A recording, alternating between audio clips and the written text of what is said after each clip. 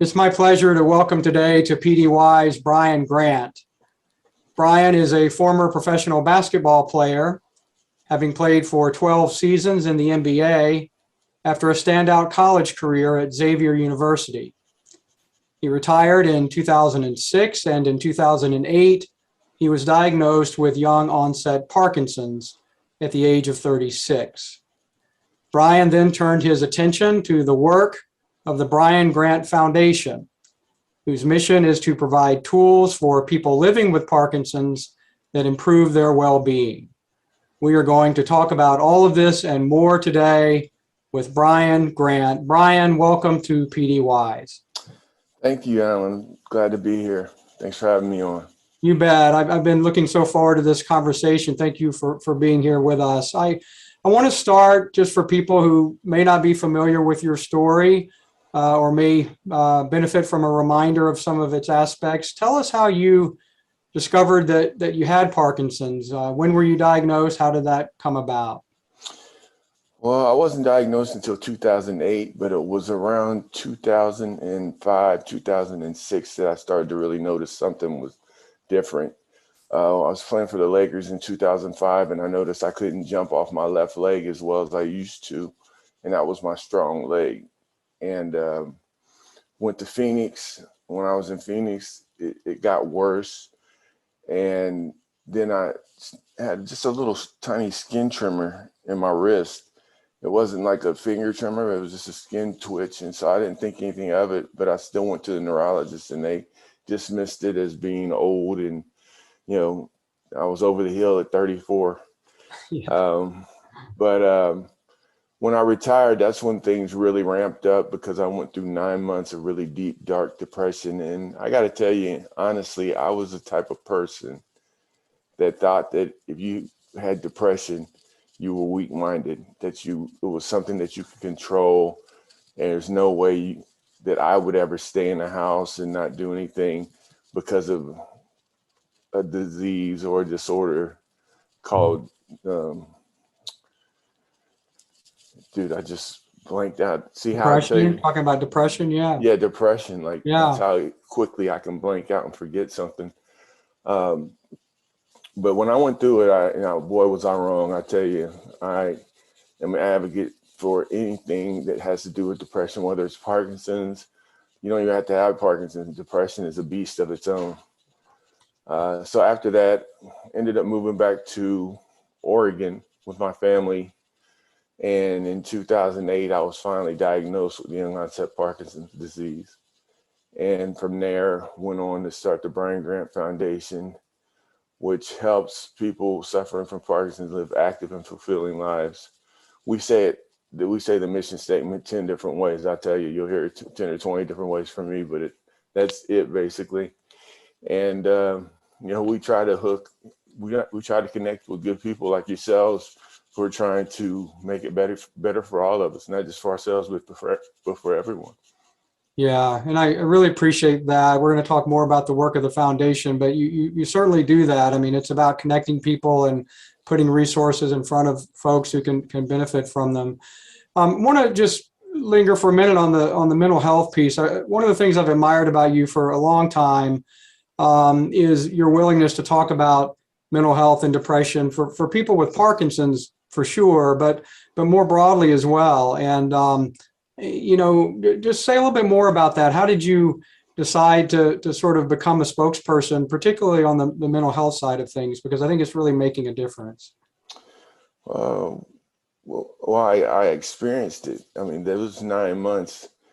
I mean, imagine never ever thinking that you've never been depressed. I'm sure I was depressed at times. I just didn't know what it was, and it didn't last long enough to mean anything to me. And then all of a sudden, I retire. And I'm told before I retired that, Brian, find something to do because Vinny Del Negro told me that when we retire from basketball, we all tend to go through some form of depression.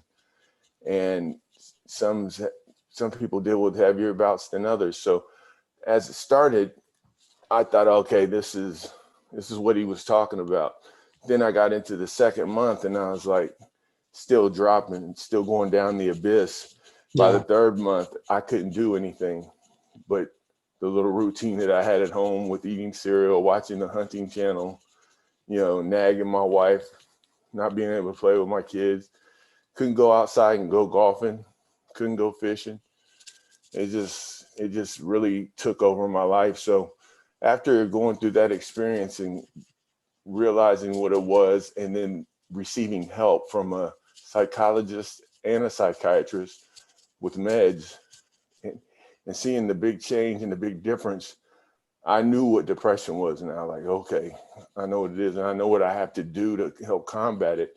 Yeah. And it's different for us because we have brains that want to be depressed. I mean, we're just teetering on that loss of dopamine. That feel-good juice is almost all gone. So my brain's wanting to say, well, let's jump off the edge and go back into depression. And Yeah. I'm saying, no, I don't want to. So Yeah. that's really kind of what drove me to being able to, or wanting to speak up, because it's not just Parkinson's patients, it's for anybody who's suffering from depression. Well, my meds really have went down.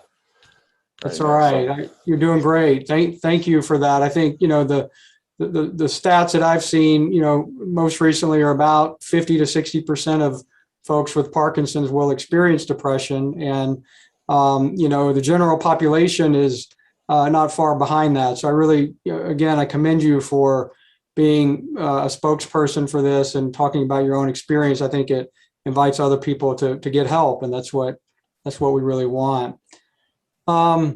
So we both know that Parkinson's presents differently in different people. Nobody has all the same symptoms alike. You sort of have your kind of cluster of symptoms. What's Parkinson's like for you, Brian? Has it changed over the years, or has it remained sort of similar symptoms, but they've changed in frequency or duration? What's your experience like? Basically the same, but they've just ramped up in frequency. I mean, they're heavier. When I first started off, I was unilateral, Mm-hmm. Mm-hmm. and now I'm bilateral. It's on my right side now. And I don't know, I'm right-handed, and usually it starts on your strong side, but it started on my left side, thank goodness, because I'm not very good. I don't have very good penmanship anyway. So, it would have really been tough to read anything that I wrote. But I'm there now, so nobody can read it anyway. But yeah, I mean, I was diagnosed in 2008, and it's been some years. I think I've progressed relatively slowly, Mm-hmm. and I don't know what to contribute that.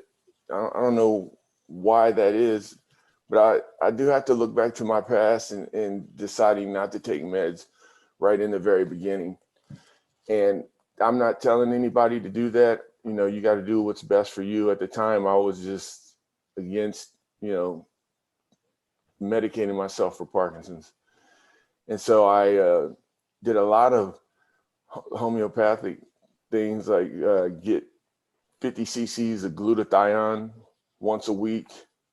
High doses of vitamin A, I believe it was, to combat Lyme's disease if I had it.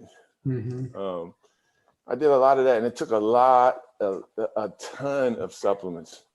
I mean, more so that's the reason I stopped doing it, because I was taking so many supplements. It got to the point where I would take them and throw them up.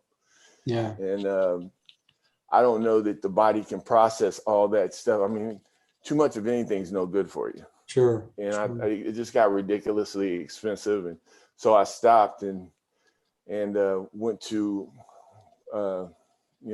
conventional medicine. Right. And been on it ever since. But the progression has been relatively slow. The one thing that I've tried to avoid, and that's probably why my tremor is the way it is now, is because I haven't really upped my meds, because I'm really not scared. I'm just nervous about getting dyskinesias. Yeah. Because at 6'9", somebody who's 5'9", you can kind of hide a little bit. 6'9", I'm not doing too much hiding. It's Yeah. Yeah. I got to go to a club, a breakdancing club that I'd fit in there. That's about the only place I'd fit in. Yeah, I think a lot of us worry about the dyskinesias and, and the questions of when to start meds and, what the advantages and disadvantages. I know I've heard a lot of different perspectives on that from doctors too. And as you said very well, it's always an individual choice. I think you're doing great, and I'm glad to see you still living your life. I think you could have gone left or right with Parkinson's, but that's just me because I think I saw you going left and right back in the day when you were playing. So um, I think you could still do it. Um, some other questions for you, this is staying on the basketball theme just for another minute or two. But Brian, you rose to the highest level in your profession. You played in the NBA for 12 seasons. You made the all-rookie team. You were a first-round draft choice.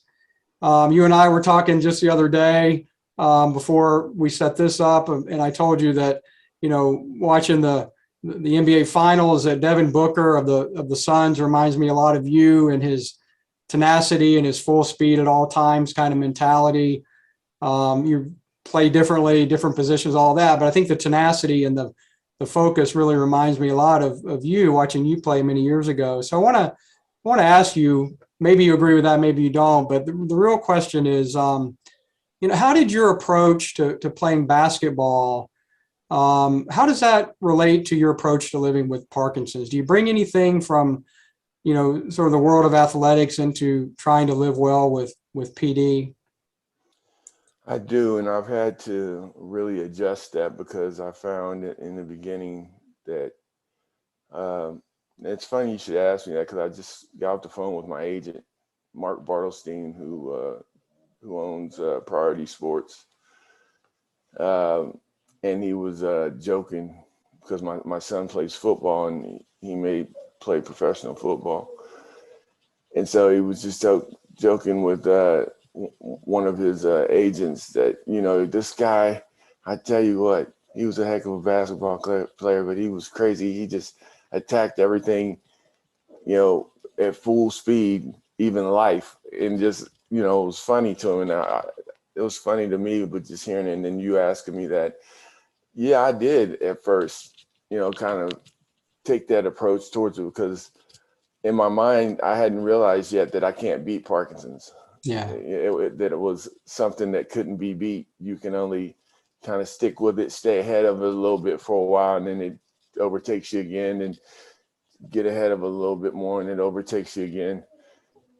And so when I was, doing the naturopathic step, I was dedicated. I was working out, I was doing everything. And I think when I stopped doing that, I stopped doing it for like 3 or 4 weeks, and the turnaround was so quick that it was like my mind and my body wasn't used to that, because like in basketball, if I stop and I take a few weeks off, there's a turnaround, but you can get back on it. With this, it was like wow, I felt like I was completely starting over again, like not just for this year, but period. Yeah. Something new kind of popped up, or what I had was more pronounced, just because I tried to do everything in overdrive instead of being more like you, like a distance runner, like the marathon. It's not a sprint, it's not a sprint. It's a jog to get to the finish. And I've had to adjust myself to that. And in a way, it's kind of messed me up because I'm so used to being able to just work hard, super hard, and catch those results. First of all, I'm going to be 50 next year. So I got to realize I don't have that kind of, Right. Growth in me anymore. Yeah. And then secondly, I'm going to be 50 next year and I'll pull the muscle or stub a toe. I never knew that a stub toe could put me out for a week. Like, damn, I used to stub my toe all the time, play through it. So I've been trying to adjust myself. I need to adjust myself because I put on a little bit more pounds than I wanted to over COVID. And I'm sure there's a lot of people out there saying it, but us being athletic and being athletes, it's like, we feel it a little bit more because it's like, where'd that come from? Yeah. Where'd that come from? Yeah. And so I'm slowly but surely changing my thought patterns. And I had to catch myself and be like, 30 minutes on the Peloton was good, Brian. You don't have to go 60. You don't have to go 45. Just 30 is good. Right. Yeah. And, as one who has a few years on you at 53, I can tell you that it takes longer to heal, whether it's a stub toe or, pulled hammy or whatever. It just takes longer to get back.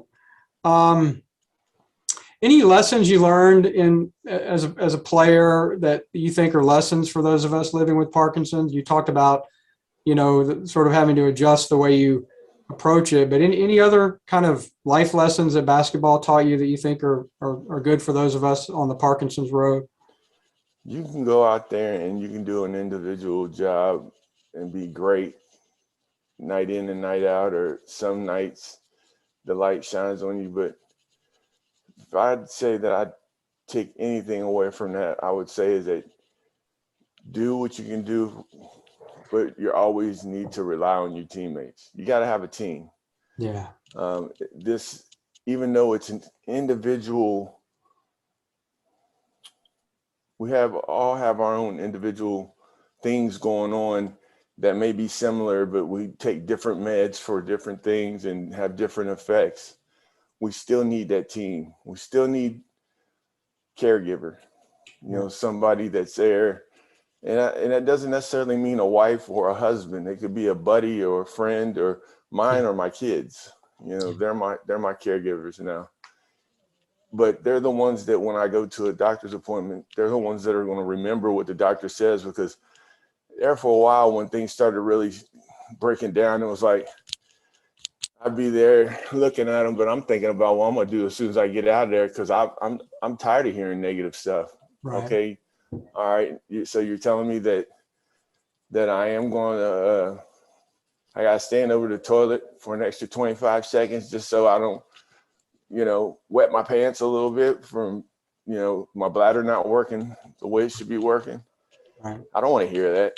And then when I get home, what happened? And they go, you didn't remember the doctor told you got and that's me being funny about it. But I mean, those are little things that we deal with that people don't realize.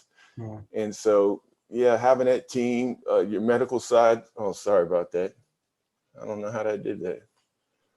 Call you back. I'm on the interview. You're in demand. I was Katrina, my executive director. Okay. But anyway, like I was saying, you got to be able to rely on your team. You can't do it alone. That's one thing I figured out. Sometimes I like to isolate, and sometimes it's good to just step back. But when I step back, I step completely back away from everybody, and that's no good. So I got to have that caregiver. Got to have my neurologist. I finally realized that my neurologist, my family practitioner, my foot doctor, all need to be on the same page. They all need to know what one another's doing. Yeah. Or somebody ends up doing something that's counterproductive to this or to that. And yeah, I mean, that's the biggest thing. Just relying on your team, having a team and relying on your teammates. Like you can go some distance by yourself, but you're eventually going to need somebody there to pick it up and carry you with them over the finish line. I probably just slaughtered that analogy, but no. I mean, I think you're spot on, and I've written a lot about this, on PDYs and in my recent book. I mean, I spent the first 10 or so months in the suffering in silence. My wife knew about my diagnosis and one or two very close friends, but nobody else. My children didn't know. My parents didn't know. And I tried to do it by myself, and I can just agree with you 100%. You can't do it by yourself. You need your people and your community and your care team and all of that. So I couldn't agree with you more. And I'm glad you named that, because there are people who will be watching this who are recently diagnosed and who are not sharing that news and are probably, having a hard time with that because they're doing it alone. So really appreciate you saying that. So what do you do to take care of yourself, Brian? You mentioned, before we started, you and I were talking about sort of getting, back into the routine of working out, and, we know exercise is really important, but what sorts of things do you do to take care of yourself these days?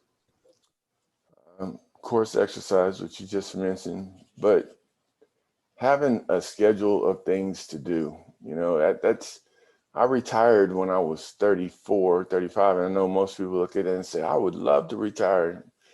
It's not all it's cracked up to be, Yeah. There's not that much golf. There's not that much,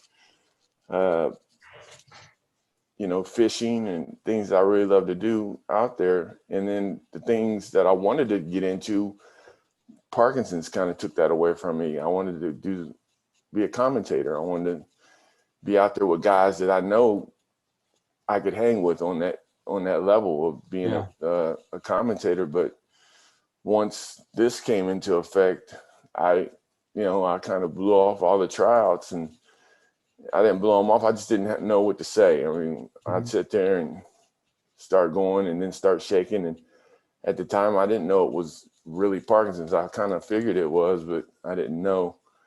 So just really trying to have things in my day scheduled ahead so I'm not at home idle watching Netflix, because I'm a movie buff. I'm a TV show guy. And if left to my own devices, I will go through a season or two of Manifest, whatever's the next best thing on TV. Yeah. That's really, I mean, for me, the most important thing is having something to do, staying active. And because I can go upstairs, jump on my Peloton for 30, 45 minutes, get a little weights in, and then it's like, what do I do now? There's really nothing going on. My kids are all kind of grown, unless I'm in Newport Beach with my two littles. Just finding something to occupy my time, something productive. Yeah. Staying relevant to myself, not necessarily to the world, but to myself. Like, you're more than just this person sitting on the couch watching Netflix. Yeah. Do something. Yeah.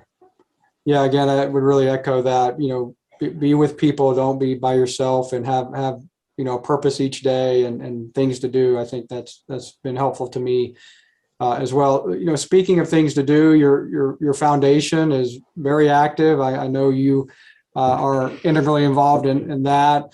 Tell us more, just some of the sort of specific things that you want people to know about the foundation. That we're a small foundation. We've been around since 2010, I think, officially.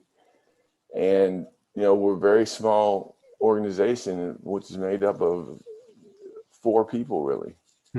But there are 4 dedicated people who are just always up for the challenge of figuring out new ways to contribute to helping the Parkinson's community through exercise and nutrition. And we are beginning to launch our mental health initiative. And I think depression is the number one thing that we're tackling with that. Katrina's in contact with our medical advisory board in pooling the literature that we want to put out that's been written by the doctors or other physicians that's been published. And it's really a good time. I mean, we also started children of parents with Parkinson's, which 2 of my sons and the daughter of Sonia Mathar out of Canada started and created. And it's really good, because up until then, there were books for little kids. I think Rashida Ali, I think, wrote a book. It's good. But we weren't really tapping into things for conversations for teenagers to have, and they're the ones that are really affected. I mean, my kids they've seen me shaking since, my son was 12, 13 Yeah. years old, and he's like 25. My daughters are 18 and 19 now. And so they've kind of grown up with it. Yeah. But it would have been awesome if they had a direct line to other children around their age to conversate and ask questions and to see what they're going through, if it's similar to what we're going through. Yeah. And that's something that I hope, our focus is on, but I hope it develops more and more to where it becomes something that we're doing, maybe something that Davis Finney's doing, maybe something that the other organizations, much smaller, who usually don't have a voice, are able to hook into and contribute to that as well. Yeah.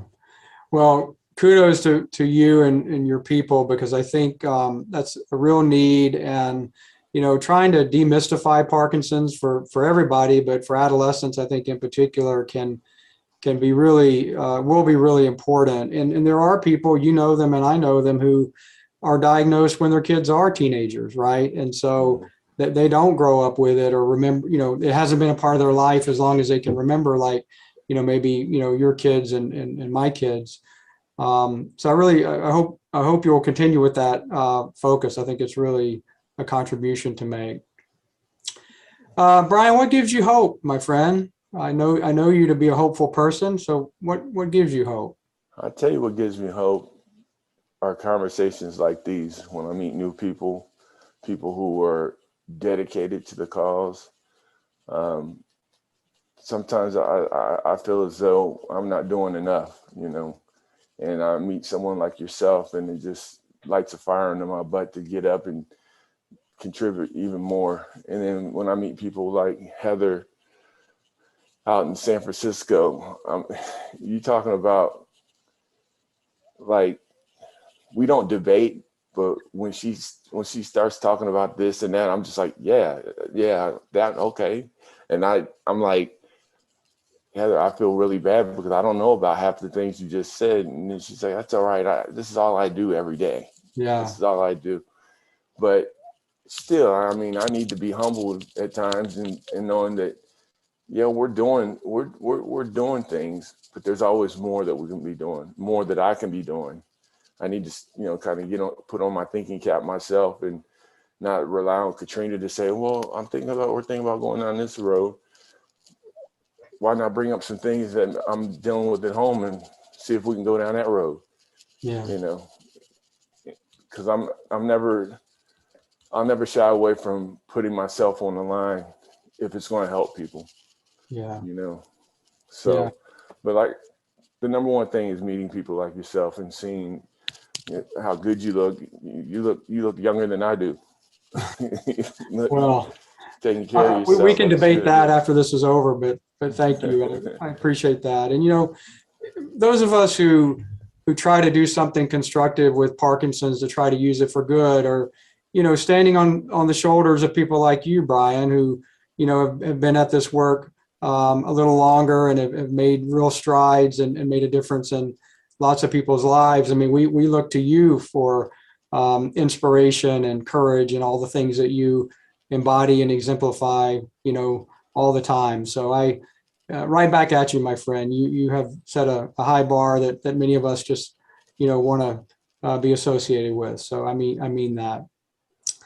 So maybe one final question for you today, and we'll have you back soon, I hope. But for today, if you were to go back to when you were first diagnosed with Parkinson's, and if you could say something to your newly diagnosed self, or say something to somebody else who's being diagnosed today, or will be tomorrow, or was yesterday, what would that be? Wow, what would I say to myself? Or to somebody else? Oh, I quickly found out that it wasn't a death sentence. because that was really the only thing I wanted to know. Was it going to kill me? Is this what takes Brian Grant out? You know, once I figured that out, I guess I was just trying to figure out what I can do now, you know, because I was in a different boat than some people. I didn't have to work, but I wanted to work. I wanted to do the broadcasting. So I think the one thing that I would tell myself and other people who are making a career change, you know, that's a pretty major change to go from being a professional athlete, traveling all over the place, and then all of a sudden it stops. And, you know, you don't really have to worry about your bills being paid or things like that. But now it's like, what do I do? And I would say, don't let Parkinson's get in the way. Go for it anyway, because you could start something brand new in the commentating world, be the first person who actively became a commentator with Parkinson's and was able to do it for quite a few years or for a year or something like that. The fact of the matter is I regret that I never went to trials. I regret that, and that's something that I'll always regret because of the fear factor of not even telling the world, but just telling a group of individuals that I had Parkinson's. Yeah. And, you know, I kind of regret that. So don't have any regrets. Understand that it's not a death sentence. And if you got some big goals or dreams out there, go for it. Because, I mean, we already think, you know, I thought in my mind, well, I'm not going to be able to do anything.